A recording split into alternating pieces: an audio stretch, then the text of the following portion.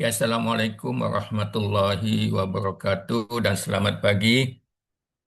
Waalaikumsalam, selamat pagi Pak. Waalaikumsalam, selamat pagi Pak. Waalaikumsalam, Mbak. Selamat pagi, Pak. Selamat datang kembali ke mata kuliah Keuangan Korporasi. Kita akan membincangkan atau membicarakan bab sebentar ini.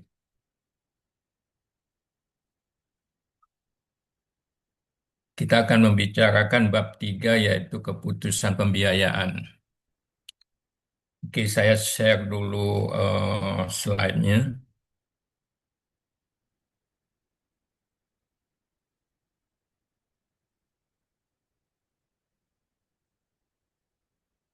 Atau saya share screen aja supaya mudah nanti kalau ada untuk tugas ataupun tutorial. Oke, jadi eh, pada pagi hari ini kita akan membicarakan tentang keputusan pembiayaan, di mana kita tahu bahwa dalam keuangan koperasi itu kita ada tiga keputusan, yaitu keputusan pembiayaan, keputusan apa lagi? Keputusan investasi, yang ketiga adalah keputusan modal kerja, ya kan? Yaitu sudah dijelaskan di bab 1 ya.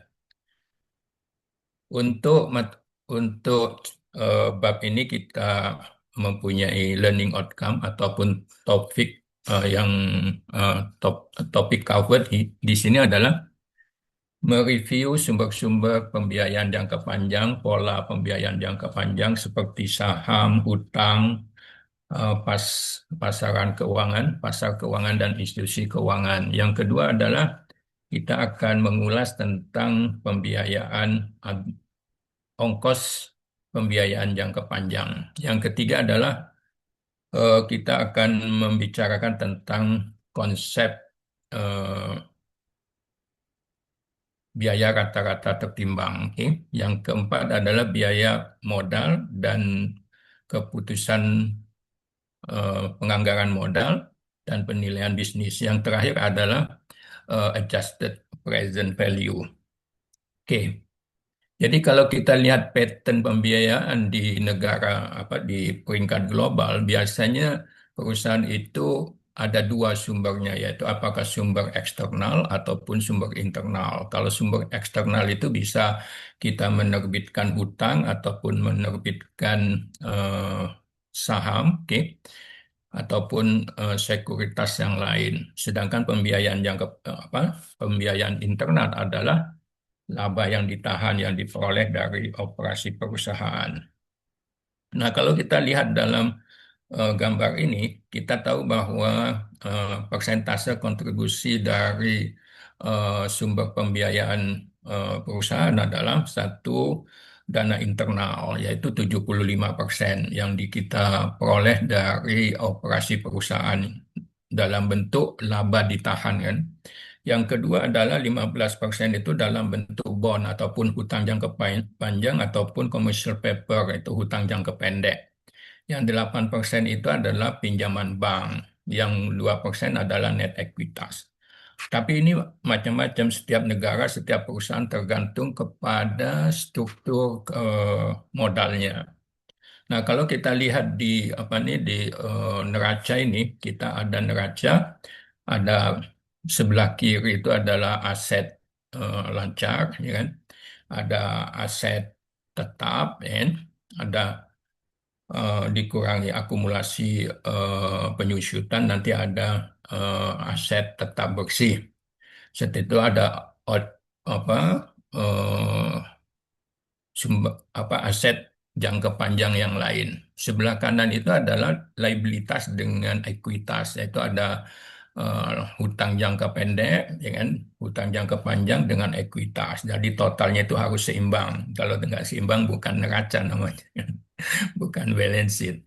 Oke, kalau kita lihat dari neraca tadi, kita bisa menghitung bagaimana kita menghitung eh, debt ratio, misalnya rasio hutang, yaitu debt dibagi dengan total aset. Dari neraca sebelumnya kita tahu bahwa Di sini adalah untuk hutang jangka pendek adalah 1213, hutang jangka panjangnya 1811. Dibagi total asetnya adalah 4978 sehingga sama dengan koma 0,61. Berarti 61% pembiayaan perusahaan itu sumbernya ada dari hutang. Ataupun struktur modal ataupun hutang itu juga bisa dihitung dari hutang jangka panjang dibagi tot dibagi hutang jangka panjang ditambah ekuitas. Jadi kalau menggunakan rumus ini juga bisa. Jadi debt ratio itu bisa dihitung berdasarkan debt to asset ataupun hutang jangka panjang dibagi dengan hutang jangka panjang ditambah ekuitas. Kalau ini berarti dapatnya adalah 0,48% atau 0,48 ataupun 48%. Artinya apa? Berarti 48% dari sumber pembiayaan itu adalah sumber pembiayaan perusahaan, sumbernya adalah dari hutang jangka panjang. Oke. Nah, kalau dilihat di sini juga debt ratio dalam persen. Setiap negara itu mempunyai karakteristik yang berbeda. Yang paling tinggi itu Sweden ya, Swedia. Kalau paling rendah adalah Nederland. Berarti 40% apa pembiayaan perusahaan itu adalah dari hutang. Sedangkan di Sweden itu 68%. Nah, itu juga menunjukkan nanti resiko yang akan dihadapi oleh perusahaan itu untuk menghadapi resiko perusahaan yang berhubungan dengan financing risiko ataupun financial risk ataupun risiko keuangannya. Nah, juga bisa kalau kita lihat dari saham biasa itu ada nilai buku dan nilai pasar. Kalau nilai buku adalah kita melihat ke belakang berapa modal yang dimasukkan oleh pemilik, ya kan? Sedangkan kalau market value itu kita mengukur ke depannya, berarti termasuk ekspektasi dari penjualan, dari return. Itu adalah dipanggilnya adalah forward looking, yaitu market value. Berarti dihitungnya adalah dari harga pasar, harga saham yang di di bursa saham dikalikan jumlah saham yang beredar, ya. Jadi kalau kita lihat ini contoh misalnya Hizbut value versus market value. Jadi common share-nya adalah kalau total share-nya di sini ada 351 juta misalnya kan. Jadi common share-nya nilai par-nya $1 berarti 1008, additional paid in capital-nya adalah 377, return earning-nya 4433, lepas treasury share-nya adalah negatif 2880, ada adjustment ataupun penyesuaian yang lain negatif 838 sehingga net company equitasnya adalah 1199 ataupun 1199.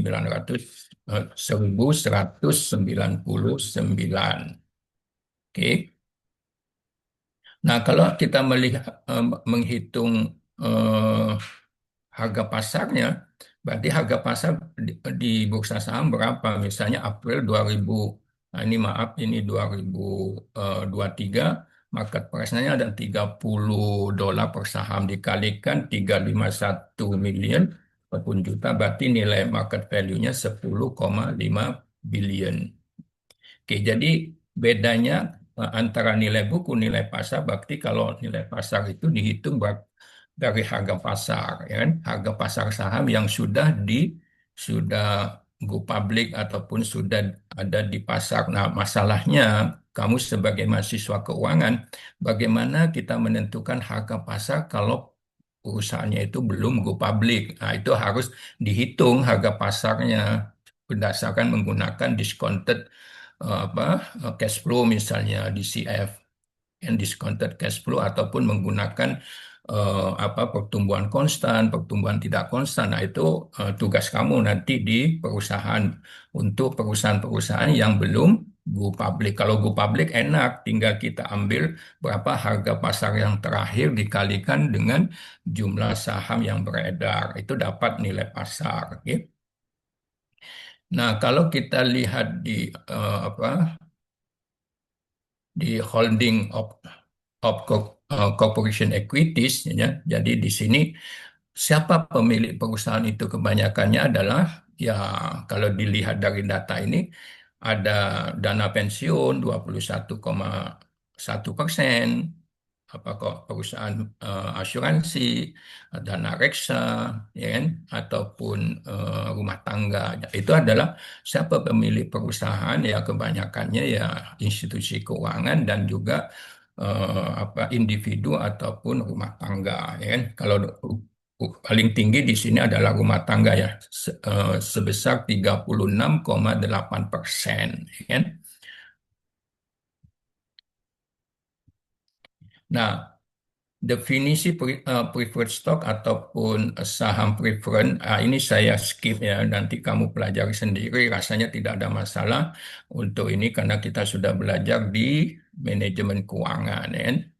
Dan juga apa hutang perusahaan. Nah, hutang perusahaan ini adalah mempunyai features ataupun ciri yang unik, ya kan?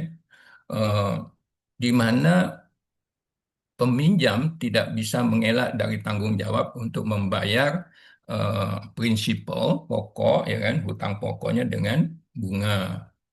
Nah, kalau sampai tidak bisa membayar, maka apa yang memberi hutang itu akan mengklaim aset yang dimiliki oleh perusahaan itu. Maka kalau perusahaan itu terjadi default ataupun mungkir ataupun tidak memenuhi janji pembayaran bunga dan pokoknya itu, maka bisa dibawa ke mahkamah, bisa dinyatakan bangkrut. Tapi kalau saham tidak, saham menunjukkan kepemilikan. Nah, itu ciri ciri utama dari hutang. Makanya jangan main-main dengan hutang. Jadi kalau kamu sebagai manajer keuangan nanti, misalnya kamu memutuskan perusahaan itu berhutang, apakah ke bank ataupun menerbitkan obligasi dan seterusnya, maka hati-hati harus betul-betul dihitung earning before interest earning before interest and taxes-nya itu mampu tidak nanti membayar bunga, ya kan? Kalau tidak mampu jangan jangan apa jangan memaksakan. Jadi harus dihitung financial risk-nya di samping business risk-nya. Nah, default risk ini adalah yang digunakan untuk menggambarkan bahwa perusahaan itu tidak mampu membayar, ya kan? Membayar tentunya membayar pokok ya, prinsipal dengan membayar bunga setiap periodenya. Apakah itu secara wajib ataupun secara tidak, ya semuanya harusnya wajib ya pembayaran bunga dan eh, pembayaran pokok itu. Nah, bond rating ini digunakan eh, terhadap instrumen hutang yang membantu investor untuk menilai perusahaan itu kemungkinan eh, apa kemungkinan default ataupun tidak mampu membayar itu seberapa tinggi. Makanya kalau kita lihat dalam kasus yang baru-baru ini, ya kan, apakah kasus yang dari mana SP, ya kan, Standard and Poor itu biasanya dia akan mengeluarkan bond rating, misalnya triple A, triple B, triple D ataupun triple C. Jadi kalau perusahaan itu mendapatkan triple A berarti ataupun 3A berarti perusahaan itu sangat mampu membayar, berarti resikonya rendah. Kalau resikonya rendah kita tahu nilai obligasinya akan apa? Akan tinggi, akan tinggi, kan. Jadi kalau resikonya rendah misalnya ratingnya eh, 3C misalnya, berarti resikonya tinggi, kemungkinan dia tidak membayar, tidak mampu membayar pokok dengan bunganya itu adalah tinggi misalnya, berarti resikonya tinggi, berarti nilai obligasinya nanti rendah. Nah, ini juga saya bisa saya skip. Jadi ada beberapa apa ada beberapa terma yang perlu dipahami dalam hutang perusahaan. Ada namanya prime rate atau benchmark, ya kan? Tingkat bunga acuan yang dikenakan oleh bank. Funded debt, hutang dengan lebih satu lebih daripada 1 tahun, ya, sisa eh, sisa tempo tempo matangnya ataupun maturity date-nya, ya kan? Ada sinking fund, ada dana yang disediakan untuk apa membayar, kan, sebelum sebelum periode periode matang, ya, maturity date-nya. Oke. Jadi callable bond adalah bond yang bisa ditukar dengan instrumen keuangan yang lain. Misalnya satu bond bisa ditukar dengan 3 saham dan seterusnya. Oke. Nah, kalau sebab unit debt ini adalah hutang yang mungkin dibayar, ya kan, untuk membayar bankruptcy only after senior debt is repaid. Jadi ada beberapa apa tahapan. Yang pertama itu adalah yang senior debt. Kalau ini sudah diselesaikan, kalau perusahaan itu dilikuidasi, maka seterusnya adalah subordinate debt ataupun junior, ya, junior debt. Nah, ada secure debt. Secure debt itu adalah hutang yang ada jaminannya, ya kan? Jadi kolateralnya. Jadi kalau unsecured debt berarti tidak ada jaminannya. Berarti tergantung kepada apa? Tergantung kepada kondisi keuangan dan reputasi perusahaan itu. Nah, ini investment grade yang saya sebutkan tadi adalah bond rating, oke, eh, dan yang dikeluarkan oleh Moody's, ya, ataupun dikeluarkan oleh SP. Junk bond ini adalah bond yang mempunyai rating di bawah triple B, berarti resikonya sangat tinggi. Nah, ini juga saya skip, nanti tolong kamu pelajari lebih detail untuk untuk terma-terma yang ada di eh, hutang perusahaan. Oke, sekarang kita bicara financial market karena kita dalam perusahaan itu kita tidak lepas dari pasar keuangan. Oke. Nah, money market itu ada primary market, ada secondary market, ada OTC. Secondary market itu adalah pasar yang transaksinya antara investor dengan investor. Kalau primary market itu adalah antara investor dengan perusahaan. Berarti ada pemindahan dana, ya, dari investor kepada perusahaan. Kalau secondary market itu tidak ada pemindahan dana dari investor kepada perusahaan. Nah, OTC hanya terjadi kalau secondary market itu terjadi antara investor dengan investor. Kalau OTC, over the counter, adalah pasar modal yang tidak terorganisasi, ya kan? Jadi pasar modal itu ada dua utamanya, ada organized exchange, ada over the counter. Organized exchange itu berarti ada waktunya, ada sistemnya, ada tempatnya. Kalau OTC ini bisa terjadi di mana-mana transaksinya antara wakil perusahaan dengan wakil institusi keuangan misalnya, atau antara yang surplus dengan yang defisit dana. Nah, berikutnya financial institusi, kan. Jadi perusahaan itu selalu berhubungan dengan institusi keuangan yang bertindak sebagai pengantara keuangan, yaitu di sini perusahaan membutuhkan dana apa berhubungan dengan institusi keuangan seperti bank, komersial bank, ya, insurance company, brokerage firm, dan tentunya kalau mendapatkan dana, perusahaan itu juga mempunyai tanggung jawab, yaitu membayar, ya kan? Membayar dalam bentuk kalau hutang yang membayar pokok dengan bunganya, ya. Kalau saham ya membayar karena tanda kepemilikan, berarti perusahaan itu bisa mengembalikan dalam bentuk dividen, ya. Capital project adjustment. Nah, ini yang penting. Kalau yang tadi itu hanya deskriptif deskriptif analysis, ya kan? Oke, Sejauh ini Saya aman. mau izin bertanya, Pak. ya silakan. Jadi tadi di slide awal itu tuh saya melihat ada financing mix terkait sama percentage contribution of corporate funding source in USA. Ya, Kita lihat bahwa internal funds-nya tuh ada 75% tadi, Pak. ya Nah, betul. itu tuh apakah eh, perusahaan yang terus-terusan memakai dana internal ya sebanyak 75% tuh indikasi perusahaannya sangat sehat, atau itu tuh justru menandakan kalau manajemennya tuh terlalu apa ya Pak? Mungkin bisa kita bilang main aman gitu ya, dan takut gitu buat memanfaatkan utang untuk berkembang itu Pak. Oke, oke, terima kasih atas pertanyaannya, Noval. Eh, Sebenarnya data tadi itu adalah rata-rata ya. Bagaimana apa mix campuran dana yang digunakan oleh perusahaan ya kan?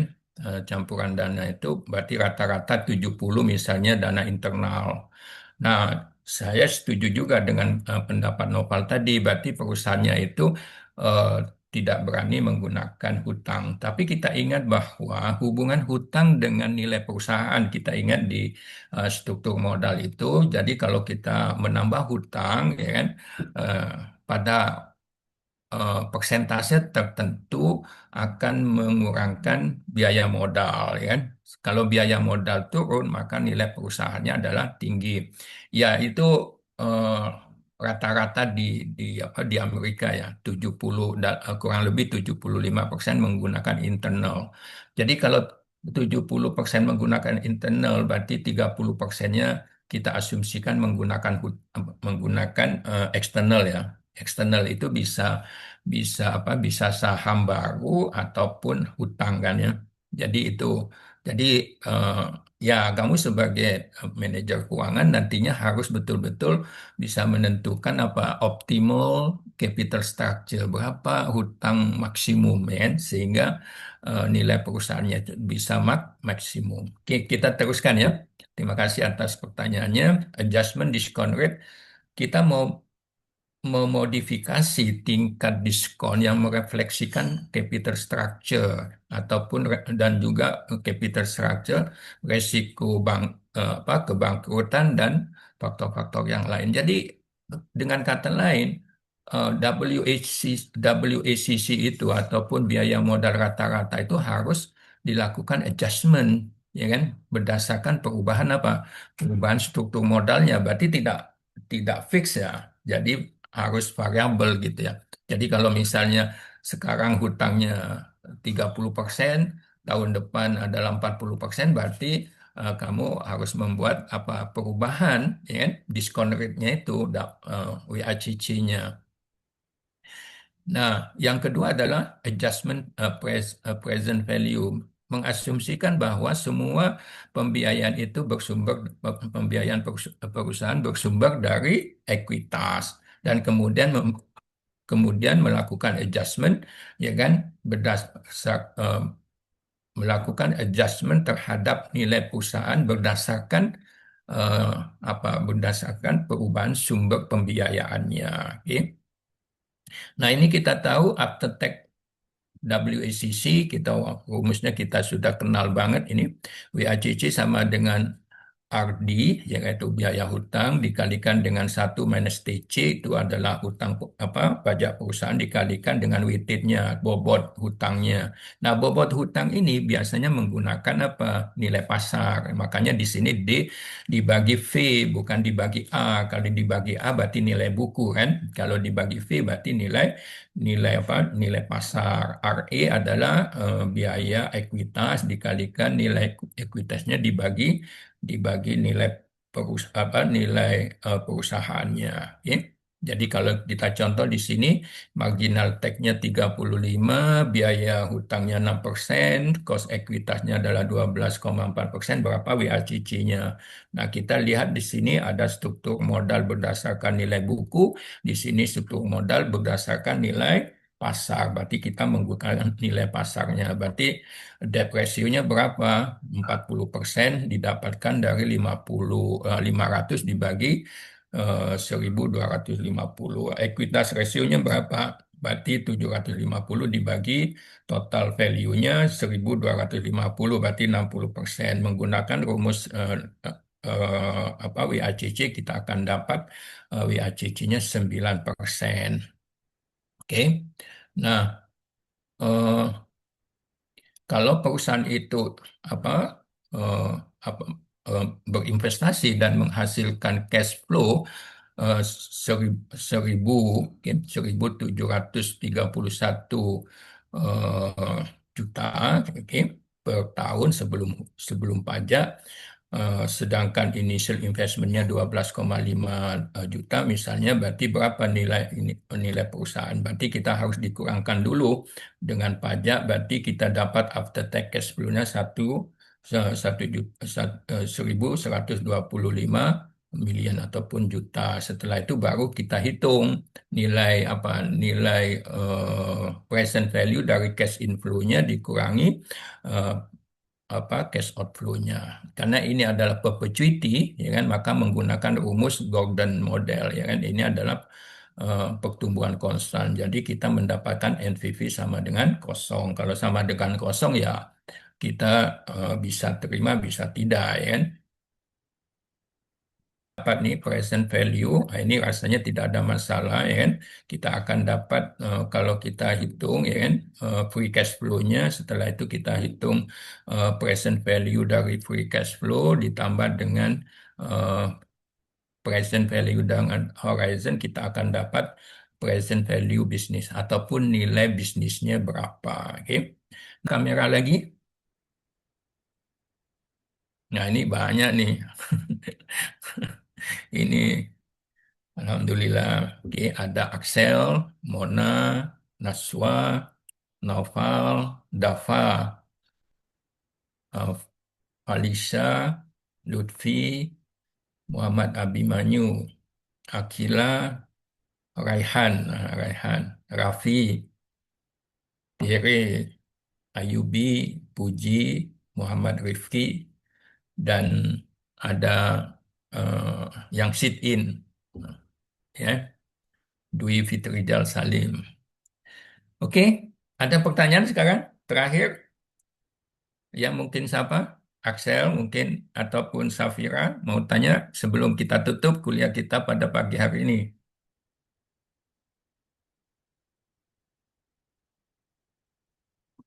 Sejauh ini aman kok.